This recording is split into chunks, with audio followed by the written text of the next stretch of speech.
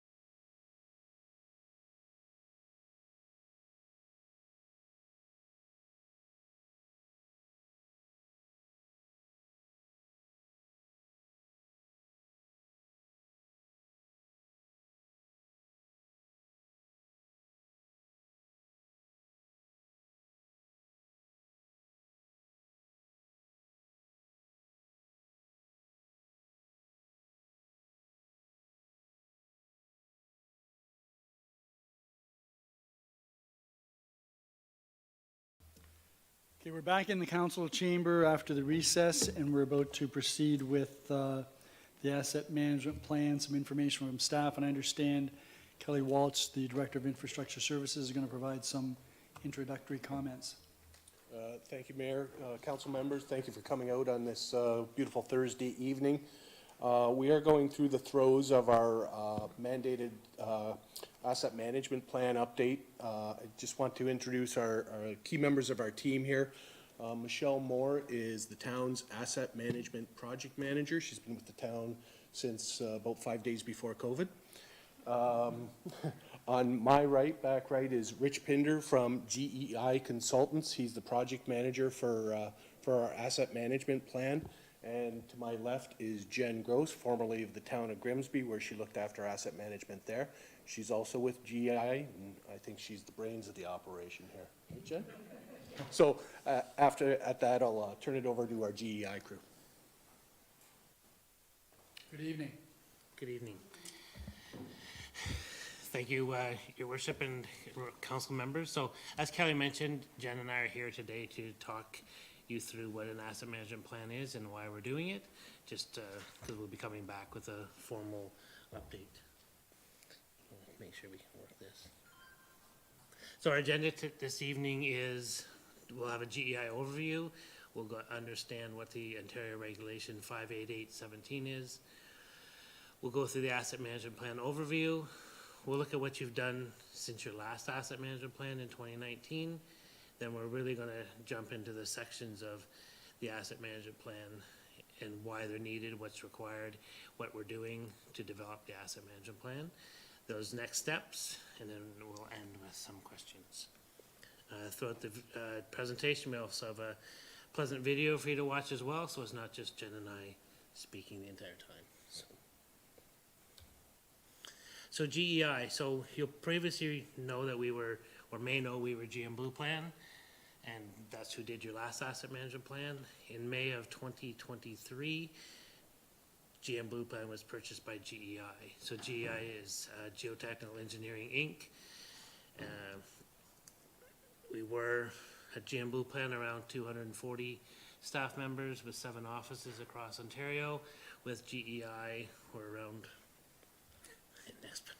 53 offices with 1,400 plus engineers, scientists, professionals. We have 5 regions throughout Canada. We also have a number of offices throughout the US as well, east, central, west, and south. It's not only asset management that we do, it's what Jen and I primarily look after. There's also infrastructure planning. We have a civil group, there's construction services, land development, natural heritage, water resources, environmental, geotech, as well as a ton of geostructural and structural aspects as well. So we'll walk into the asset management overview and approach. So this is where we have a video on why asset management, so we're going to try between.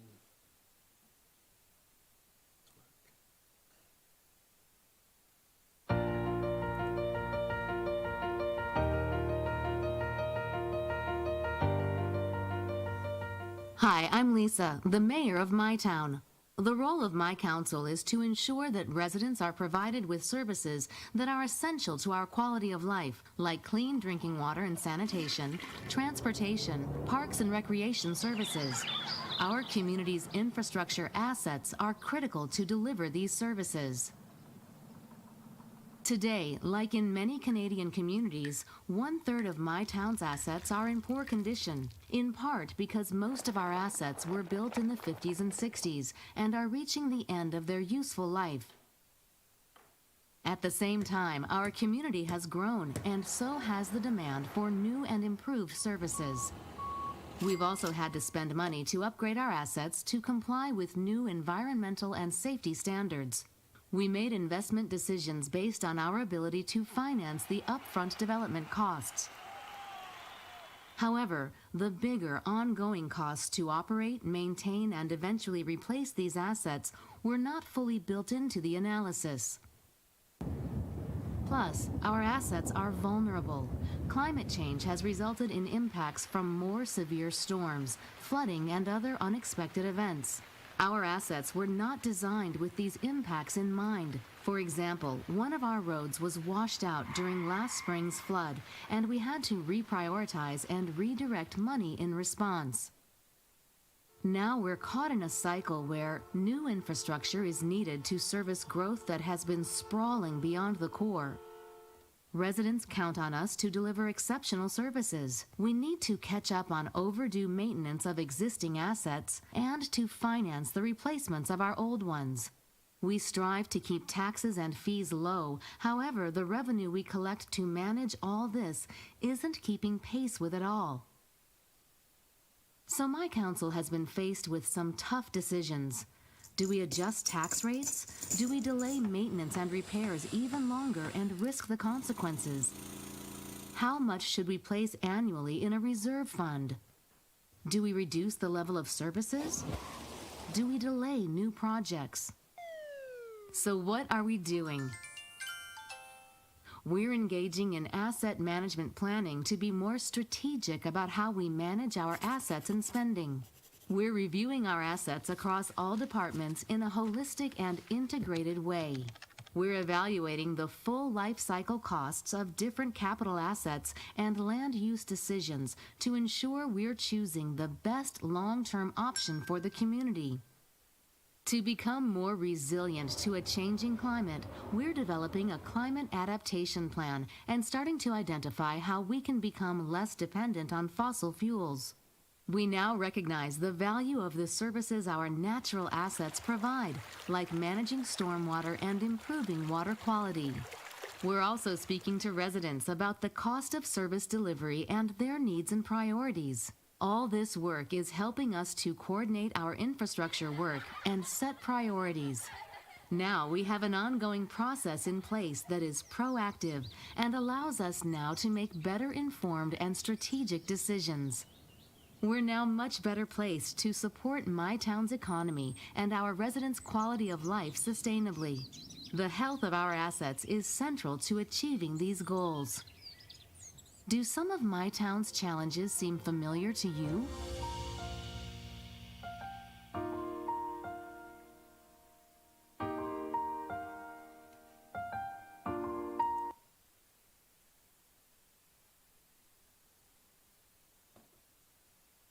So while that video was only 4.5 minutes, this will take a little bit longer than that as we walk through each of the sections.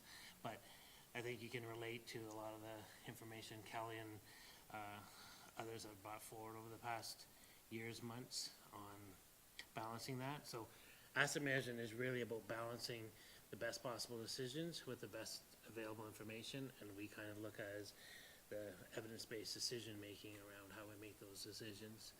Throughout the video, there was talking about the level of service, desired performance, service outcomes. The residents of Fort Erie have a desired performance of the assets, and there's a cost that they're willing to pay for that, and there's also the appetite of risk. So it's a balancing act, and we're going to get through a lot of that this evening as well. The key challenge throughout all municipalities in Ontario is there's a desired funding, or there is a funding that you have. There's also a need to finance those assets, and when Jen talks about the parts, we'll go through the level of service. So what the service levels you require or would like, as well as looking at the life cycle management strategies you have for the assets. So what you want to do to maintain, keep them in that desired performance, and in the end, there's a cost to all of that. So in 2018, the Ontario government came out with OREG, Ontario Regulation 58817, for all the 444 municipalities in Ontario to come up with an asset management program. So in July 1st, 2019, municipalities had to come forward with a asset management policy. This outlined how, when, how, and money is spent in the town, and the town did come forth with a policy in 2019. This is up for renewal later on. as well, so we'll be back to look at that as well. In 2022, the town had to come back with a asset management plan for the core asset, so this is your roads, bridges, water, wastewater, stormwater. In 2024, we need to look at all the other assets. And for 2025 OREG, we're looking at the proposed level of service. So this asset management plan actually makes you compliant with the 2025 proposed level of service a year ahead of requirements. And as we go through tonight, you'll understand what that means and how we got there through what Jennifer will speak to. Jen will speak to, sorry. So I'm gonna turn over to Jen to talk about your last plan and what we did to bring you to where you are today and where we. Hello, everyone, members of council and your worship. So in 2019, your last asset management plan was presented. It really was kind of your baseline plan to look at the information that you had available at that time. So each iteration of these plans, you're going to get improved information and start to tackle items that weren't able to be done in the previous versions. So some of the work that was done from the previous plan was your development of data management and business process improvements. You've improved information on your assets. You've included asset registers so that you have improved sources of information. You've maintained or you've gathered updated condition assessments. We've updated all your current replacement values, which this is a big exercise, and I'll go into more detail on that. In terms of your replacement values, because when we forecast what your needs are, we're looking at what that replacement value is when it needs to be replaced. So if you look at a truck that you bought 10 years ago, it might have been $20,000 then. Now that truck, to buy the same exact truck, just an updated version, is $80,000. So the exercise to update your replacement values is so important, especially the past few years.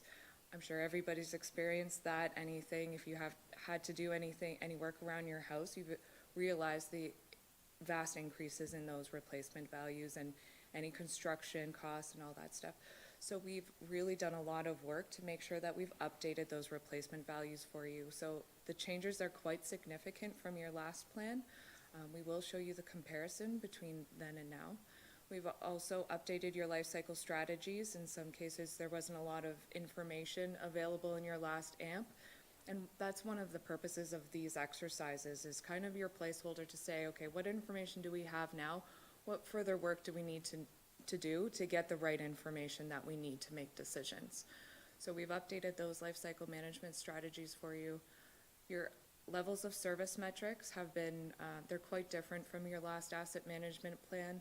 We've kind of narrowed them down to the important ones because for this plan, because we're doing your current performance for your levels of service and your proposed performance, we really wanted to make sure that these are concise and make sense for you. So I'll go over that in more detail of what that means. And then your town staff have been working on implementing asset and maintenance management and a decision support tool. So that's still ongoing. This plan, once you have kind of matured through that new technology, this is going to be, again, a completely different plan than this one, because you're gonna have better information on exact work and costs of maintaining your specific assets. So right now, it's still a lot of forecasting and making a lot of assumptions where we need to, but as you kind of mature through your asset management program, you will see the benefits of that within your plans. So the asset management plan process overall is you have a state of the infrastructure, so that's the development of your asset register, your current replacement value of your assets, and an evaluation of the condition of your assets. Then we do your levels of service, so your current levels of service and your proposed levels of service for this plan. Your life cycle management strategy, so this is documenting all the activities that you have to do to your assets throughout its whole life cycle. It's not just that replacement, that eventual replacement when you need to pay to bring in a new asset. It is looking at what do you need to do to your assets to rehab them, what maintenance activities need to be done, what planning needs to be done for that asset. So we've documented all your life cycle activities and then provided some modeling. And then we do a financial strategy. So that's looking at your budget and your forecasted budget and comparing it to the needs of the infrastructure. So I'll go through that in more detail of what that means. And then an improvement and monitoring plan. Asset management is very much about continual improvement. It's not done in a day. It is going to be something that is ever changing, and the more information you have available through new technologies, it's something that's going to be going on for a long time. So some of the asset or the AMP considerations that when we're developing your state of the infrastructure and your asset management plan, we look at your asset data. So that's pulling different sources of information for the most accurate information on your assets. So whether that be from a financial system, GIS, somebody's got a spreadsheet on their computer. So we're trying to make sure that we have the most up-to-date information on your assets available. Then we also look at your budgets, your capital plans, condition assessments, any growth information. So for this plan, any projects that are funded from DCs are how we've documented what growth is happening, any master plans, pollution control plans, and any strategic priorities. So we've taken your strategic priorities and also linked those to your levels of service. So some people want to know, like, what's the difference between a capital plan and an asset management plan? They are two very distinct differences. The asset management is really looking at optimally how much should you be spending on your assets, while the capital plan is saying, okay, we know we can get approximately this much in the budget. What are the exact activities that we can do within that budget? So it's kind of two different starting points. The asset management plan is really like your baseline check of, are we budgeting enough and spending enough money on our assets? And what's the difference between what we're spending on our assets and what should we be spending on our assets? So we'll go into that in more detail as well. So the scope of the asset management plan. So this plan is encompassing all of your assets. Your last asset management plan did go above what was required because the last asset management plan you did was only had to be your core assets, but you did include some information. So that was a good exercise to go through so that you could find out what you don't know. So that's one of the purposes of these asset management plans. Until you've gone through this exercise to try to fully report on your assets, you really don't know what you don't know. So this plan is including all of your assets. I think it was your parks and cemeteries were missing before, emergency services and digital services were, and your natural assets as well. So the state of the infrastructure process is first we develop an asset hierarchy. So that's strictly how your data is organized and how it's reported on. So this is a very data-centric model. It's not necessarily by the departments of the town, it's by the asset type. And then we organize everything to that hierarchy. So then we collect all your information from your different sources and develop an asset register that is all encompassing and has all of your data sources pulled into one location. And so what information is taken out of, and then we review any data, all the data, and look at any gaps. So we work with your town staff, look at what gaps there are, we try to fill them where we can, and then you'll still will have an improvement plan for all your different assets of where we can further improve on this information.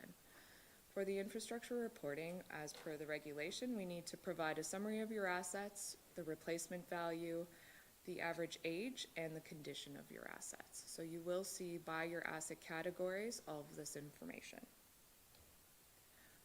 So the key outcomes, again, are you're going to have a summary of all the town assets, current replacement values, condition of all your assets, and average age and average estimated life. So these are graphs that you will see within that plan. Today is not about showing you the outcomes and the actual results of the plan yet. This is more just for information purposes because there's a lot of background information. So when we bring the actual plan to you, we want to focus on the results of the plan. This workshop is really just to give you the background information and what to expect for that plan.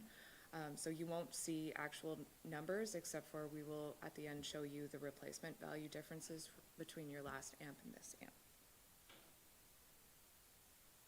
So levels of service, this is going to be a big topic for this plan because we're not only looking at your current level of service, but we're looking at your proposed level of service.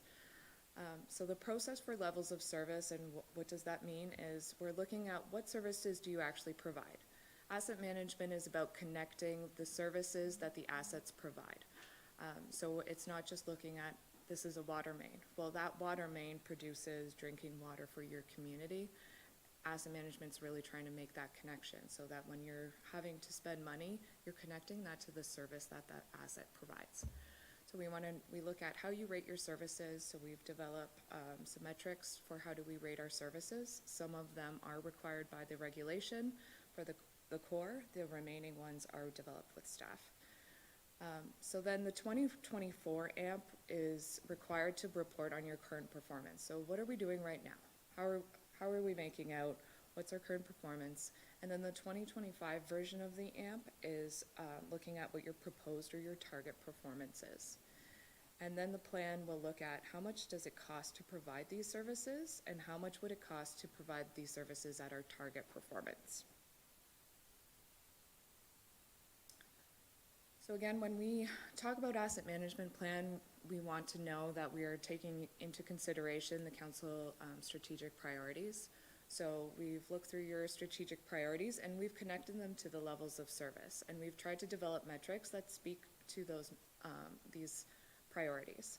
So you have sustainable and managed growth. So some of the metrics, the service attributes are the cost efficient, that your assets are operational, for your quality of life and community well-being.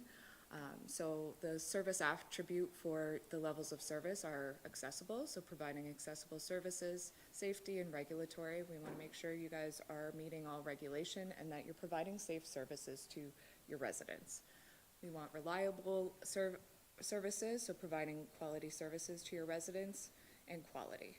And then environmental and climate change resiliency, so there's environmental stewardship, and then safety and regulatory, again, speaks to both.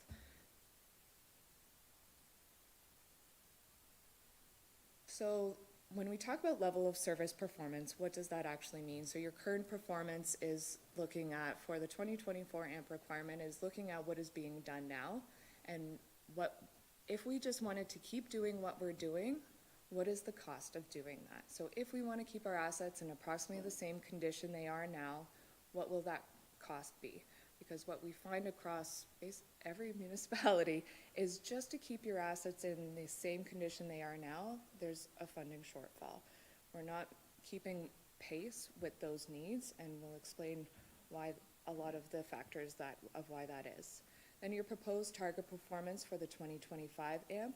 So we need to set targets for what level of service do we want to provide. Do we just want to keep doing what we're doing?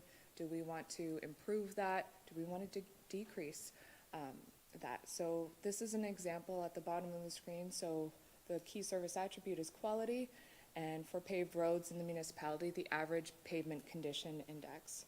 So all your roads are assessed based on a condition assessment, and it gives a rating from 1 to 100, 100 being good. So your current performance right now is 72, and staff have set that proposed performance as at 75. So we're still trying to increase your level of service for that metric. So you'll see these, a list of metrics for each asset category, and then what that means if we're trying to increase it, are we just trying to maintain, and that's okay. So the key outcomes of your levels of service are you're trying to connect the services to the assets. You provides a way of establishing performance of the services, and then the AMP will provide you your current performance and your proposed performance. So the options of setting the level of service target is you can increase your level of service, you can decrease your level of service, and you can maintain your level of service. So again, through asset management planning, we're trying to find that perfect balance between cost, risk, and level of service. Because you can say everybody wants the best services imaginable, you want your roads at 100%, but there's a cost associated with that. And then you get a bunch of angry people yelling at you that you've increased taxes too much. But if you lower your level of service, and so you don't have to spend as much money, you're increasing your chances for risks. So you're increasing that somebody's gonna trip and fall or have accidents on your roads. So it's, again, finding that perfect balance and finding what that willingness of the public is to pay. So as much as everybody wants a perfect service, everybody wants the Mercedes, finding out where that right balance is important. So the process for determining the proposed level of service. So first we reviewed the OREG regulated metrics. So for all core infrastructure, there are regulated metrics that you have to report on. Then we reviewed any other relevant metrics that we want to include. So we did review all of the metrics from your last plan. We picked some, we changed some, and we made some new ones. So those were all determined through workshops with staff. Then we looked at what your current performance is, and then we talked about life cycle strategies. So before we even tried to talk about proposed or target performance, we wanted to see what are we currently providing, and what strategies are needed for all of our assets. So then we developed scenarios. So we ran the forecast for what it will cost you to maintain your current performance, because we wanted to know that first before we even tried to set any targets. And then we had workshops with staff to look at what some of those options would be and look at what your current performance is, what it's currently costing you. And then they decided on the optimal target performance is based on the infrastructure needs and the actual life cycle strategies that have been developed with staff. Of when should we be doing things to our assets, when should we be rehabbing them, when should we be replacing them, and they've set that as the target. So this information, it's a first for many municipalities, especially because you guys are coming in well ahead of the regulation. This is kind of like, let's see how this works. And it doesn't mean you are tied to these proposed targets. At this time, they were set as infrastructure needs, but then on an annual basis, staff are required to update council on the progress of implementing the asset management plan. So the recommendation will be to look at your current performance on an annual basis, and then you can see, are we getting any closer to our proposed? Is this way off? Do we need to make adjustments? Do we want to make adjustments to the metrics to say that there's something more specific that we're trying to communicate to the public, that we're trying to accomplish with our term on council? So these aren't set in stone, but this is, at this time, how they've been established.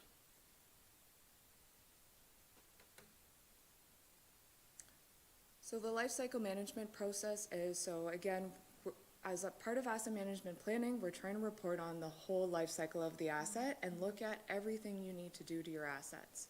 So we list all the activities that you need to do to your assets.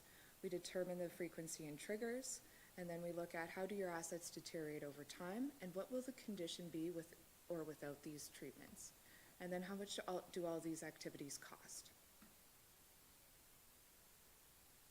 So the life cycle management activities, we assign a category to all the different activities. So there's growth activities, so these are anything that's being done to your assets to meet the needs of the growing population. Non-infrastructure activities are things we're doing to the assets that you're not actually touching the asset, but you're planning for it. So you're doing condition assessments of all your roads or your facilities. These are all things that are helping you make sure you have the right information to be able to handle your assets. Then operations and maintenance activities, so these are your typical operating expenses, any unexpected filling a pothole, for instance, any trimming trees. These are all operating and maintenance activities that you do. You're not extending the life of your asset by doing these activities, but you're making sure that your asset gets to its expected service life. So if you didn't do these activities, your assets probably would deteriorate, but we assume that you're doing these activities and you're going to get to the expected service life. The focus of the AMP analysis is on the renewal and rehab activities and the replacement activities. So these are things that we can forecast out, and we can determine based on the age of your asset or the condition of your asset if there's any significant rehabilitation activities that need to happen, and when that asset needs to be replaced. And then we also look at any service improvements. So outside of any expected operations and maintenance, are you adding a new technology? Are you trying to make sure you're compliant with AODA? Anything that's kind of outside. So we break down your budgets by all these different categories and your asset categories and then the life cycle management categories to really truly understand how much you're spending on the life cycle of your assets. So from there, we do a bunch of different strategies and scenarios. So the life cycle strategy establishes the infrastructure needs for when renewal, rehab, and replacement activities should happen. So as an example, your computers. We just say replace them every 4 years or 5 years, depending on what that service life is set. Those are pretty standard things. You don't want to let your computers get too old because then you have security breaches and failures and performance issues, so you don't typically want to let your computers get any worse than that.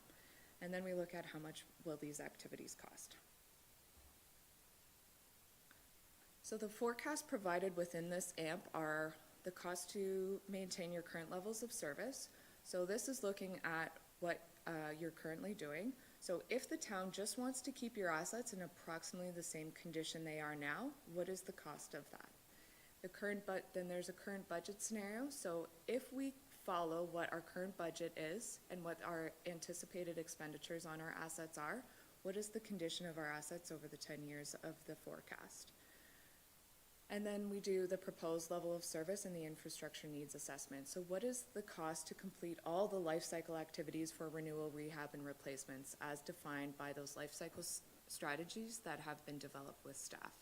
So, and then what is the impact of the condition of our assets if we follow these? So this is really your optimized scenario.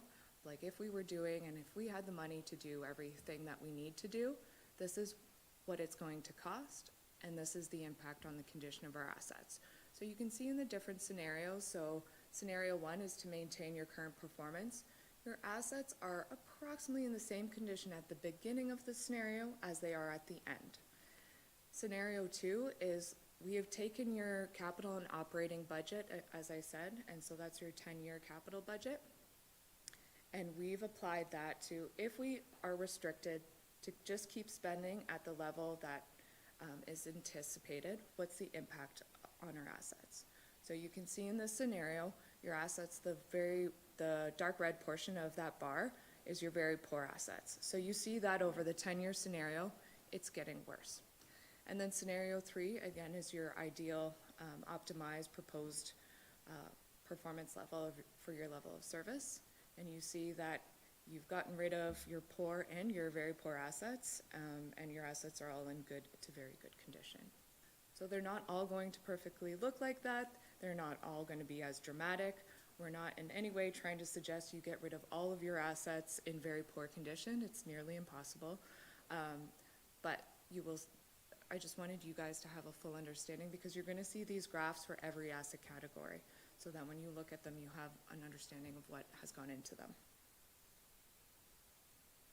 So the financial strategy process, so we itemize your capital and operating budget by LCM category and asset class. So this is not looking at the sources of the funding, it's just saying this is your anticipated money spending for your assets. This is what we've said we're going to spend on our assets for the 10-year period.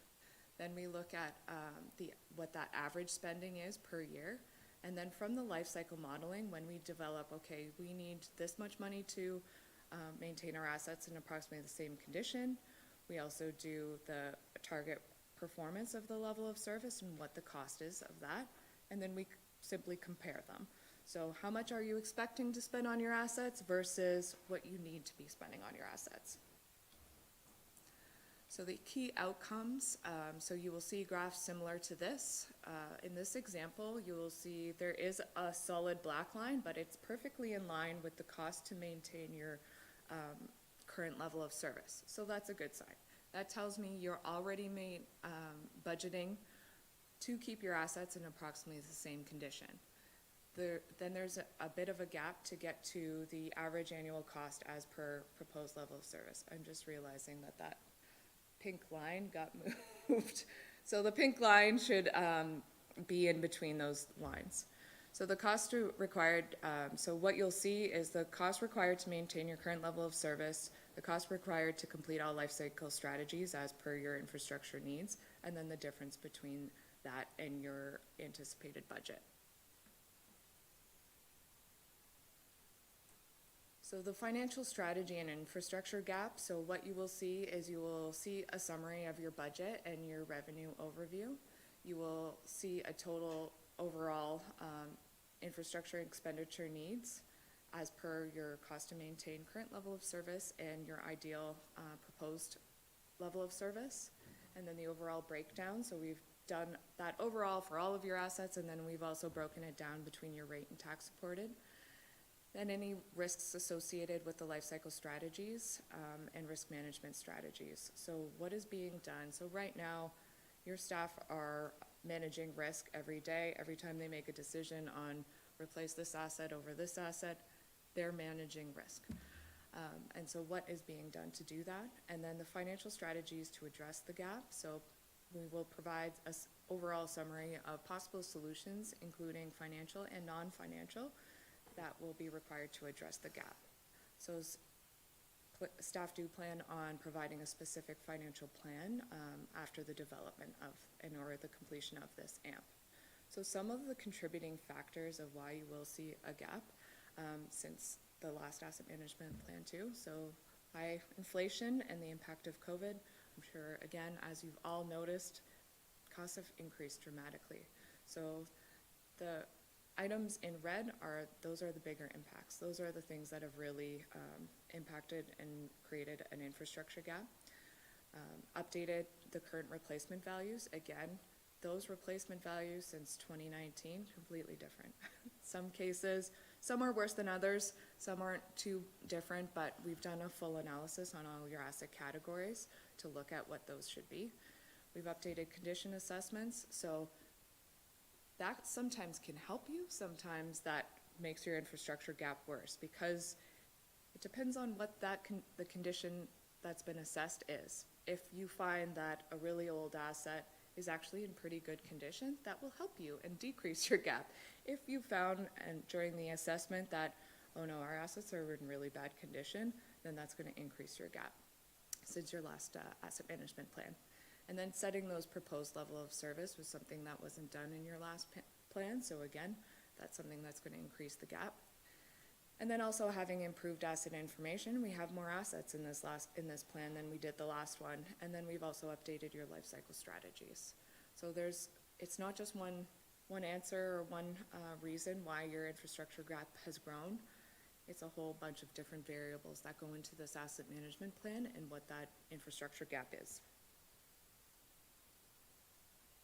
So for your information, so the first column is your 2024 replacement value, so we've updated those.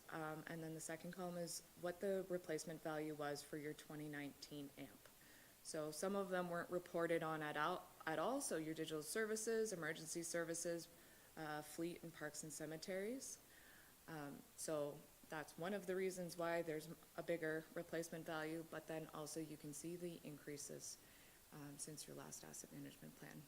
Again, this asset management plan is a snapshot in time. It's based on the best available information we had today. The last asset management plan was a snapshot in time of the best information available then, but this is the impact. So you're looking at twice the value of your assets than what was reported in your last asset management plan.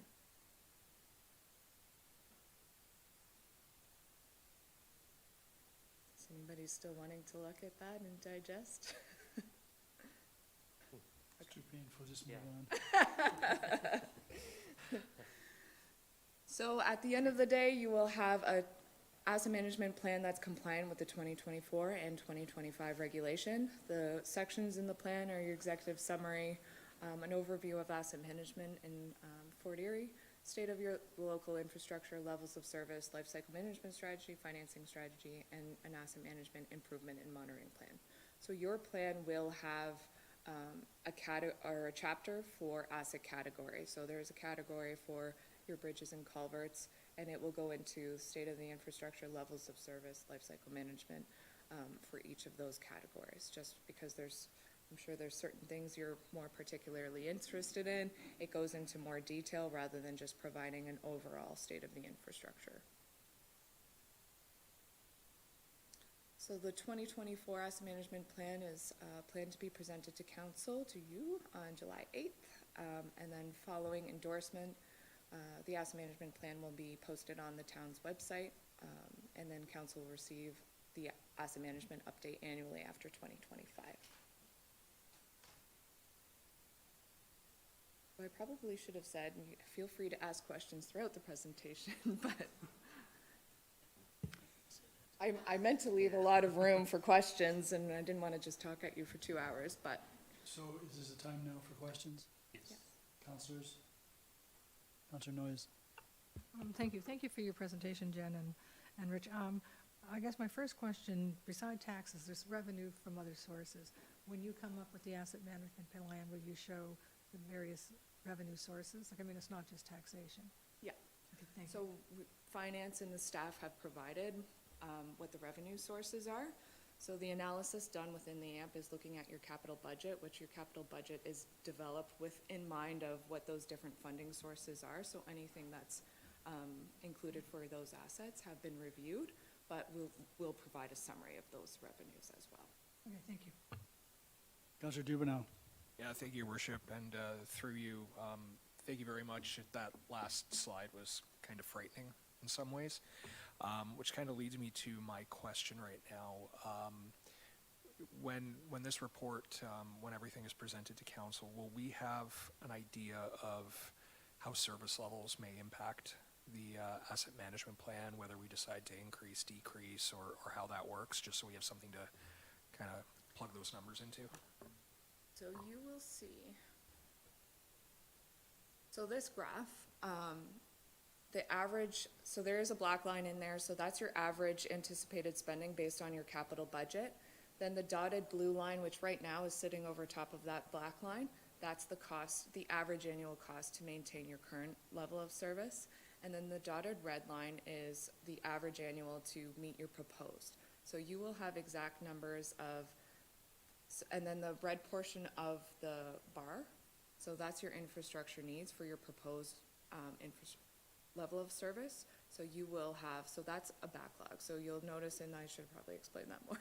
So in 2024, that first year, is any work that should have been done already based on service life, based on condition, will all be sitting in that 2024 year.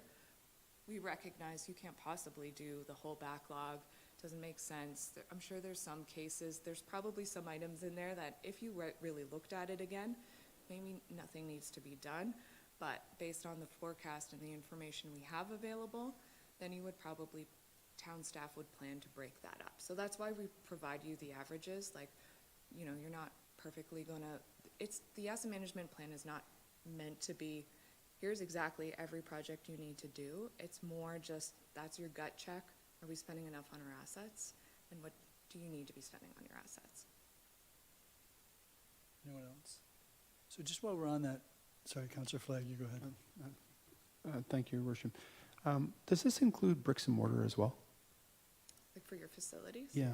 Yes. I missed, I must have missed that on the one slide. Thank you. So just looking at that slide there, you talked about a black line. I don't see a black line. It's underneath the underneath the dotted dotted blue line at the bottom. I see. Because they're so close in numbers that they're just over top of each other. So does this graph represent what the infrastructure gap is based on the information that you're providing to us? Yeah, so for this instance, what it would say is you don't have a gap to maintain your current performance. You're already budgeting to keep your assets in approximately the same condition. The gap is only to meet your proposed target level of service in this example. As an example, it's not this. Yeah, this is an example. It's not the town Beg data. pardon? It is not the town's data. This is Actually, just, I think this this is one just might be. generic. generic. You will, Yeah, you will okay. see this graph for every single asset category, so you can see exactly, and then we will compile it at the end in the financial strategy. So you'll see both. That's what we wanted to add to, Yeah. Councillor. So you're basically doling out the bad news. Okay, That's so my I don't whole know job. and I don't know how bad it will be, but I gather that it's gonna be different than what we had. I just, could you move to slide 10, by any chance? Oh, this one, sorry. Slide Told you to 10. get rid of this one. She told me to get rid of it, and I wanted it up there. This one?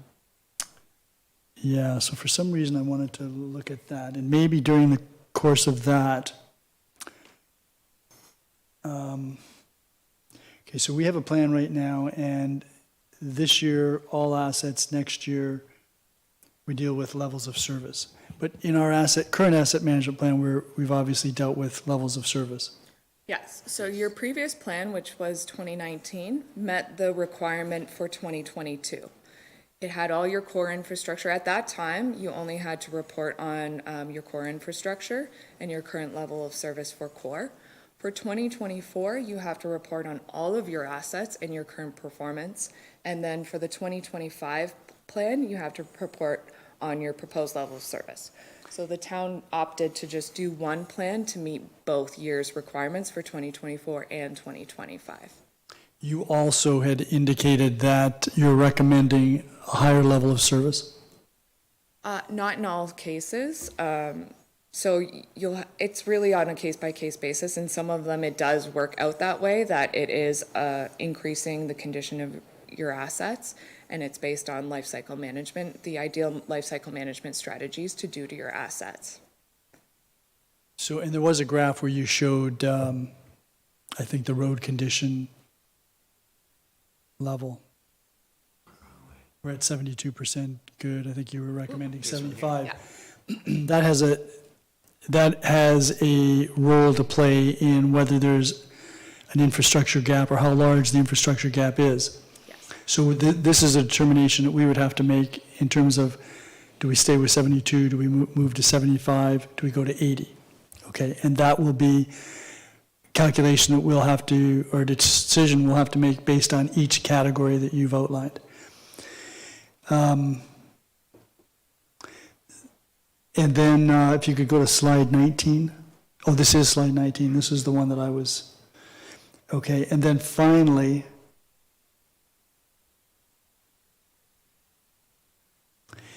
the infrastructure gap exists in part, I think you enumerated, because adequate funding hasn't been allocated to assets in the past. That's nothing. It's based on your proposed 10-year capital budget and your operating budget information. So let's go back 20, 30, 40 years. And this idea of asset management plans, that's new. So historically, municipalities would not invest in infrastructure, and they would rather allocate the money towards services to try to keep the tax burden low. That surely has some role to play in where we are today in terms of what the condition of our assets is, and had there been greater investment in the past, the condition presumably would be better. What you guys have done as a town is a lot better than some municipalities I've seen. You guys, with your reserve fund policies, you guys are contributing a lot more to your assets and investing in them more than most municipalities, if you look at it. It's just unfortunate. The past few years have been unexpected. Replacement costs have, in some cases, more than doubled. It's just a different time right now.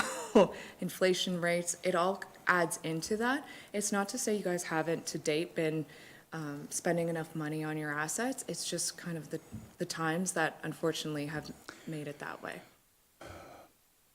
Let me take another run at this. I understand that in 2022, we had, I believe, covered our infrastructure gap. And now in 2024, we're looking at something significantly different. I know that there had been different ways to calculate our infrastructure needs, and that perhaps helped us get to where we were.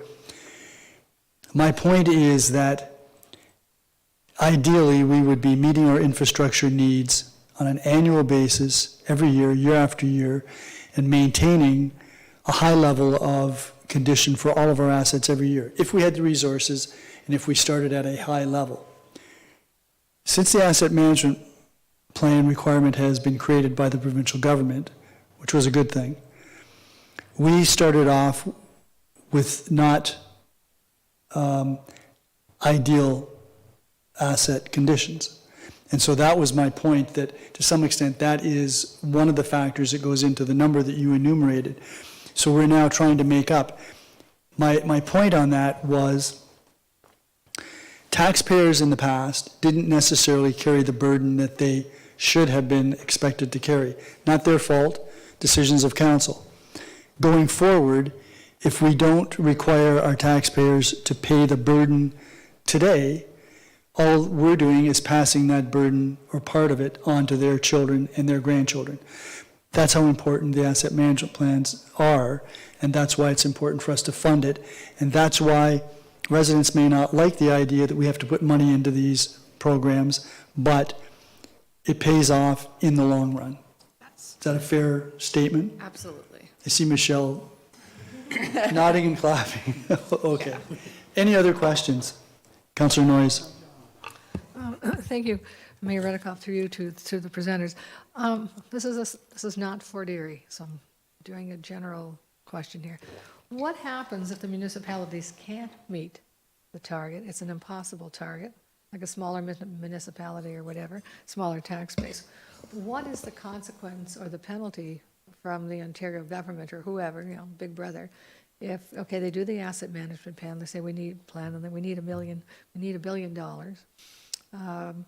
We have a population of 8,000. So, through you, Mayor, at the moment, there's no penalty. You're not even obligated to follow this asset management plan. When we present you with that annual gap, you can completely ignore us. The regulation and the Ontario government has not taken that step yet. Not to say they may not in the future, but you don't actually have to act on this. We hope you do, because you are, as the mayor said, just kicking the problem down the road, and that's what, no taxpayer wants to increase taxes, but overall, if you don't start increasing the funding, you're actually creating a more expensive problem. So a road, for instance, that you could resurface for $200,000, if you say, I don't want to spend that $200,000, let's just not do it. All of a sudden, now you've damaged the road so badly, the base is damaged, now you have to reconstruct that road, and it's $2 million.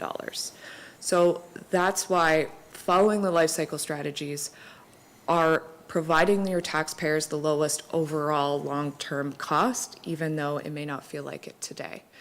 To get back to your question, you are not obligated to follow this, but there are different strategies, and that's why we always recommend a bunch of different strategies. It's not just financial. It's not just looking at how much do we need to increase taxes to address this gap.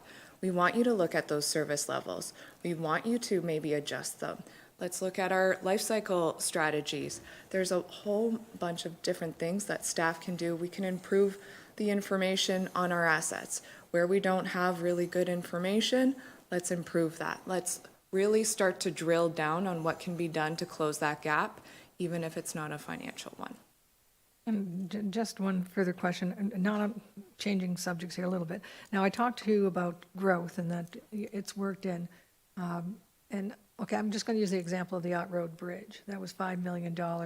I think at some point we thought we were going to have to do it. The government stepped in, and it's an Ontario works project, so to speak. And so that was $5 million that obviously some taxpayers have paid for it, but it didn't come out of our budget anymore. So I'm trying to think how you can build that in, like you don't know what you don't know, like you don't know what's going to be coming down the pipes. So once you have that bridge on your register, you may not, gotten lucky, you didn't have to pay for it, you're still gonna have to plan for its eventual replacement. It's the rehab requirements. So every other year, you're required to do a bridge condition assessment. So your staff look at that bridge every other year. What are the needs for that bridge? And as part of asset management planning, that's why we update this plan. That's why your staff update their asset registers. So now that bridge is on your roster and it says, okay, it's this old. We may not have to plan any major rehabs to it for a while, but it's on your list and it's getting planned for in the future. Yeah, I understand that part of saying is that I'm being wishful thinking here, that hopefully the Ontario government, when they see some of the larger costly items, like we do have a few bridges that have to be replaced, that there will be some funding somewhere to assist us. We can unfortunately not rely on those funding sources, and when you have them, great, take them, but they're not guaranteed. So even some of the constant funding that you guys have, one day the Ontario and federal governments may say, we're finished with this program, you guys are not getting that. So that's where these asset management practices get really important, because as you have that funding available, great, but it's not guaranteed forever. Okay, thank you. Any other questions? Now, at this stage of the game, do you have more information that you want to impart to us?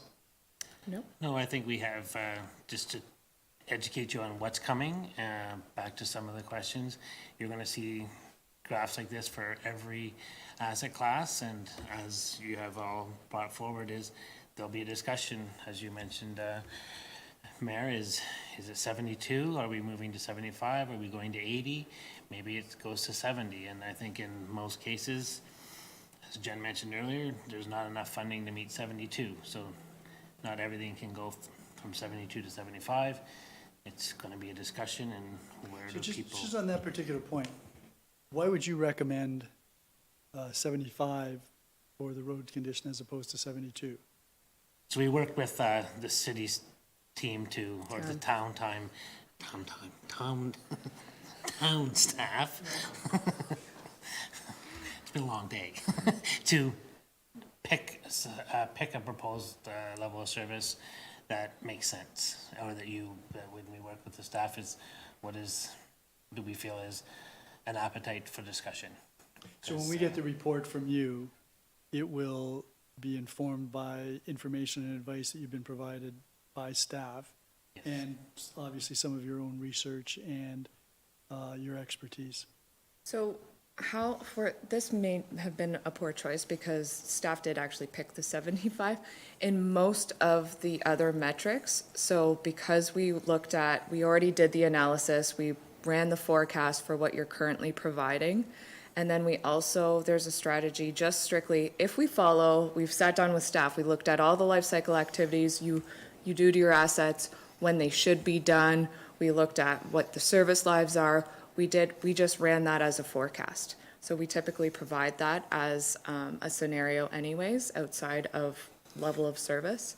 So staff looked at the results of that and said, yeah, ideally, we're doing all the strategies we want to do and how we're following the strategies for our assets. So they're not set in stone. This, again, is the first kick at the can. You will get updated on an annual basis. Are we getting any closer? Do council want to change those targets?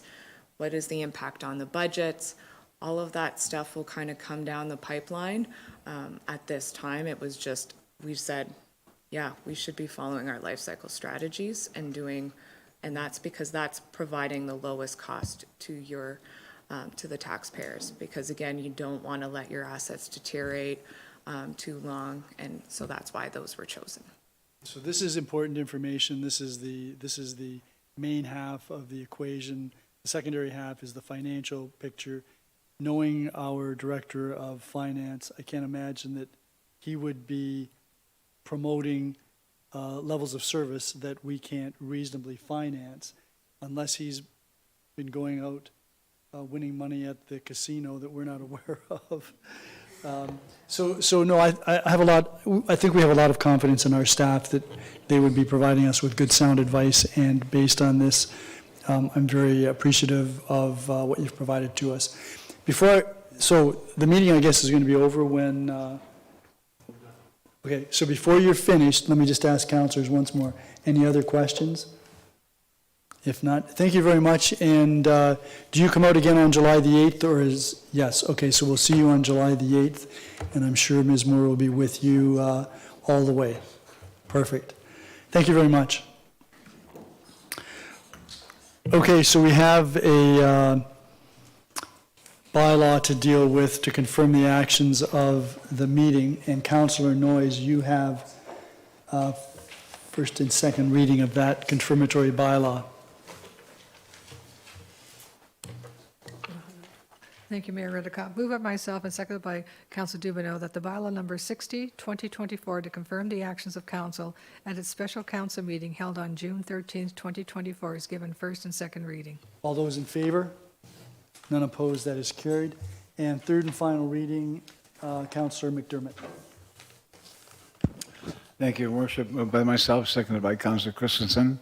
The bylaw 60, 2024 is given third and final reading to be signed by the mayor and clerk under the corporate seal. Are there any questions or comments? All those in favor?